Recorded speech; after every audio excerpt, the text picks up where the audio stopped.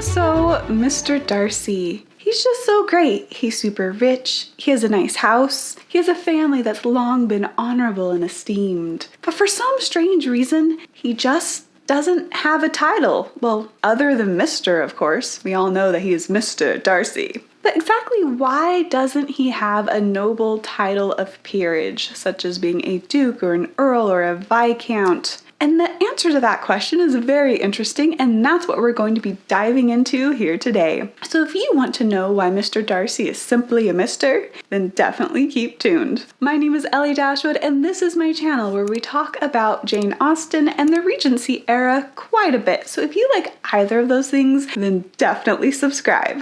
So when it comes to Mr. Darcy's family not having a title, it's definitely not because they aren't rich enough. Because as we learned in the video, is Mr. Darcy actually rich? He has more than what an average English lord earns every year. Which then brings us down to, if it's not a money issue, then what is really happening here? And to set the basis for this discussion, let's turn to listen to the glorious Lady Catherine de Bourgh. Here is what she has to say about Mr. Darcy's family and their standing in society. This is coming from the scene when she's telling Elizabeth, like, hey, don't you try to marry my nephew. And Elizabeth is like, what you gonna do about it? Anyway, this is what Lady Catherine says. My daughter and my nephew are formed for each other. They are descended on the maternal side from the same noble line, and on the father's from respectable, honorable, and ancient, though untitled families. Their fortune on both sides is splendid.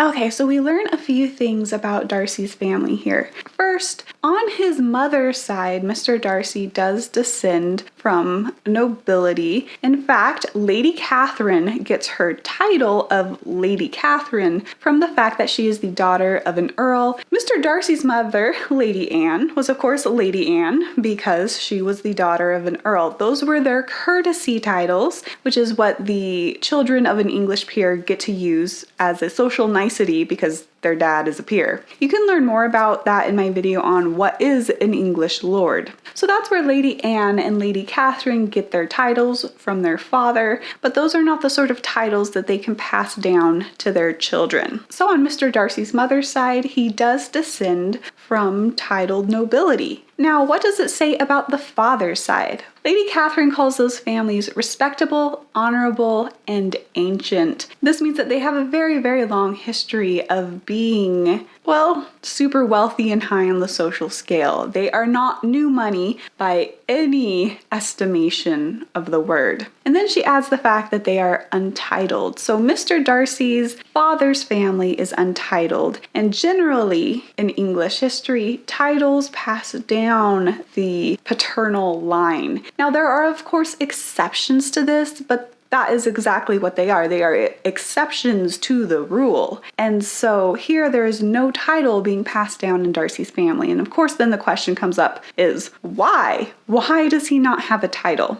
Because again, he's not new money. His family has been around being rich forever. So why did no one ever give him a title? So the answer to that question involves several different factors, especially because we don't know the entire history of the Darcy family. It's not laid out for us there in Pride and Prejudice. But one thing we do know is the fact that they don't have a title, yet they've been around forever. So one possibility could be that they had a title at some point in history, but then they lost it because they could not produce a male heir in some past generation. So, for example, say 200 years ago, the Darcys did something very valiant like supporting the monarch during a time of trouble, and the monarch was like, hey, good job, Darcy family, here's a title. And they're like, yeah, we're so fancy.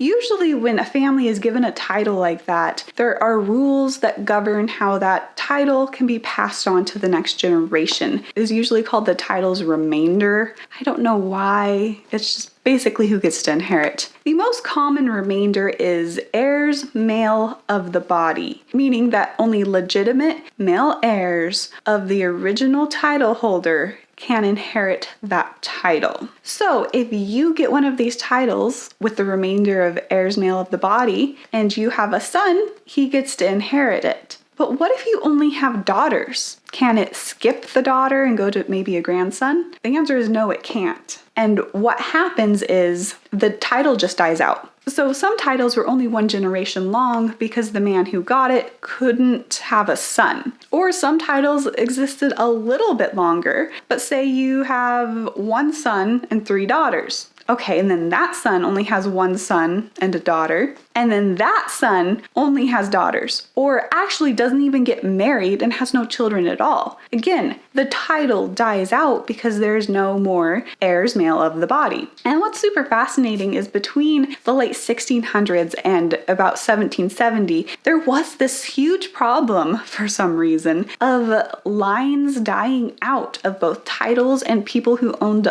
a lot of land, because a lot of male heirs were, 1, not marrying at all, and 2, if they did marry, they were not able to produce male offspring. And another reason people lost their titles during this time period is because they failed to like this video. I think it was in every single letter's patent that the monarch uses to issue titles, that if you fail to like Ellie Dashwood's video, you just lose your title. It's a very real and legal thing. Okay, no, it is not. But if you wanted to like this video, I would greatly appreciate it. Thank you. So back to the Darcy question. Say in the Darcy family there was a forebearer who became Lord Pemberley, per se. And it worked for a few generations. He had a son, his son was able to have a son, so they were passing down this title. And eventually it got to a generation where Lord Pemberley only had one daughter. She couldn't inherit that title. So one of 2 things would happen. Either the title would completely die out and nobody gets to be Lord Pemberley anymore, or the title could pass to another male heir of the body of the original title holder. So for example, if Lord Pemberley has a younger brother, the younger brother could inherit, the younger brother's son could inherit the title. And so the title would then go into a different branch of the family. So this is exactly what we see happening in Downton Abbey. But what's interesting about this is if we go back to this Lord Pemberley having one daughter situation, she could still inherit the estate. The estate wasn't necessarily tied to the title itself. Usually they went together, but barring a previous entail that prevented this, the father could leave the daughter the estate, even if the title went into a different branch of the family. Also, if the title just completely dies out, well, then she would still be inheriting the estate, but not the title. Then you might be saying, if that happened and there was a time that the Pemberley estate had to pass through a female line, then why would the last name still be Darcy? Well, one possibility is that she marries a relative with the same last name. Another possibility is because if there was a girl who was that big of an heiress, the family could require the man marrying her to take on their family last name in order to continue the line. And this is an issue that Frances Burney really goes into in her novel, Cecilia. And if you don't know who Frances Burney is, then definitely check out my video on her book, Evelina, and if it inspired Jane Austen at all. Anyway, basically just to sum all of this up, the Darcy family could have had a noble title at some point in their history, but for one reason or another, they lost it, either because it died out or had to go into a different branch of the family. So that is one reason. Now let's talk about why they don't have a more modern title, perhaps received within the past few generations. So if we go back to this thought of, well, oh, Darcy has a lot of money, he has a lot of land, why doesn't he have a title? Well, one reason is because they didn't just give you a title because you were rich. It wasn't like, hey, you're rich, you got a lot of land, here's a title, go forth and be noble. This is not how things worked. In fact, like everything in life, people getting titles in the 17 and 1800s had to work at it. So of course, being rich was definitely usually a prerequisite to getting a title, but that wasn't the only thing you had to do. So what exactly did you have to do then? Well, put very, very simply, you had to kiss up to people. Like serious kissing up social strategizing, becoming like bosom buddies with guys with titles who might have influence on the king, might recommend you for a title, becoming a member of parliament and backing up whatever they wanted to pass through parliament, going to London and hanging around the court, getting some court positions, trying to buddy up to the right people. And then, of course, money always helps. There's a rumor that when the Earls of Devonshire upgraded to being the Dukes of Devonshire, money might have changed hands behind the scenes to make that happen. Now, this is a rumor. I don't think we'll ever know if it's true or not, but I think it does sort of show exactly how getting a lot of titles during this era worked. So, Editing Ellie here to answer a question that some of you have been asking about whether Mr. Darcy could possibly become a lord in the future. After him and Elizabeth get married, could they possibly become a lord and lady? And the answer to that is, of course, totally yes. If he wanted to pursue becoming a lord, he could definitely do so. And in fact, he has one of the greatest advantages already to becoming a lord, which is being related to a member of the peerage. In fact, the majority of new peerages that were created during this era were for those who were in some way related to someone who was already a lord. I think a great example of this would be the Duke of Wellington, who, yes, of course, received his dukedom because of his great service to the English Empire, but the guy was also already the son of a lord. So, I mean, he had that going for him. Of course, many of the men who would be recognized for their great deeds with peerage titles were already of that class and often of those families that were already in the nobility. So it really was very hard to break into the English nobility if you were not of the right social standing and family background during this time. And since Mr. Darcy is the grandson of an earl, he has that going for him. Of course, if he had really wanted to optimize his chances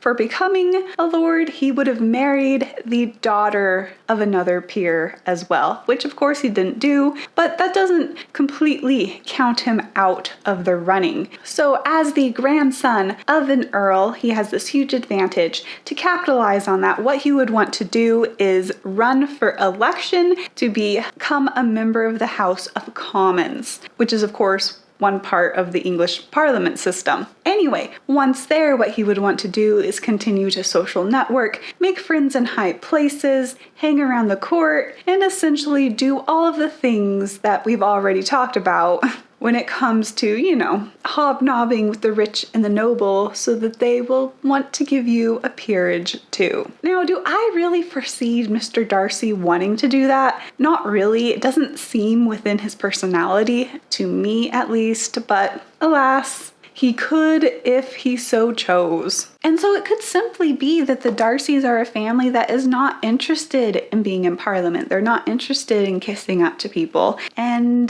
they would rather just be great landlords, masters, and husbands to Elizabeth Bennet rather than trying to get a title. Now I want to talk a little bit about Pride and Prejudice, the book itself, and I think an internal reason we're given for why Darcy doesn't have a title, which is again back to that scene where Elizabeth is talking to Lady Catherine. And this is what they say to each other. So continuing from where we left Lady Catherine off ranting earlier, she says, "Their fortune on both sides is splendid. They are destined for each other by the voice of every member of their respective houses. And what is to divide them? The upstart pretensions of a young woman without family, connections, or fortune. Is this to be endured?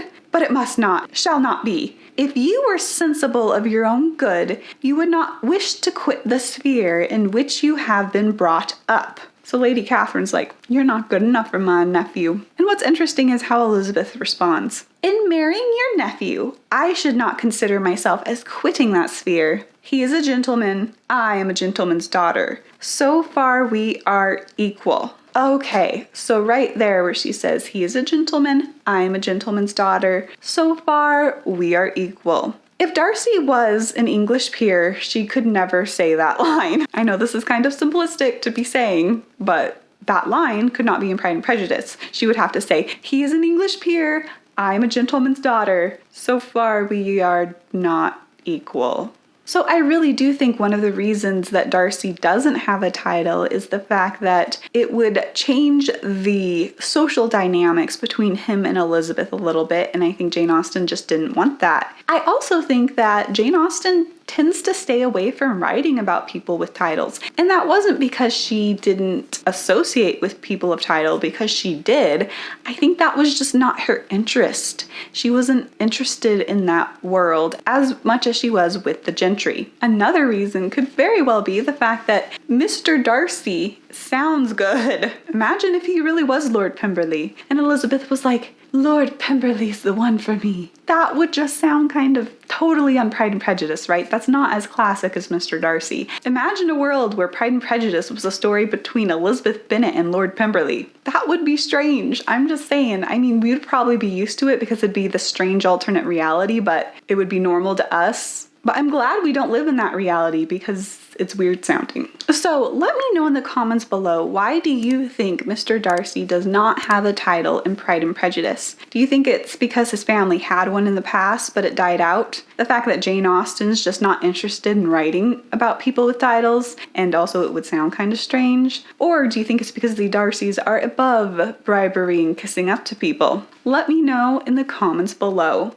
And also, I just want to mention about that quote about Elizabeth and Darcy being equal because he's a gentleman and she's a gentleman's daughter, being a definite class issue. And I'm going to be making a video about how much class plays into the relationship of Elizabeth and Darcy and really just the time period as a whole, because class was definitely important. So definitely subscribe if you want to see that. Anyway, I hope you had a wonderful time viewing this video and continue to have an awesome and amazing day, because you're awesome. Bye!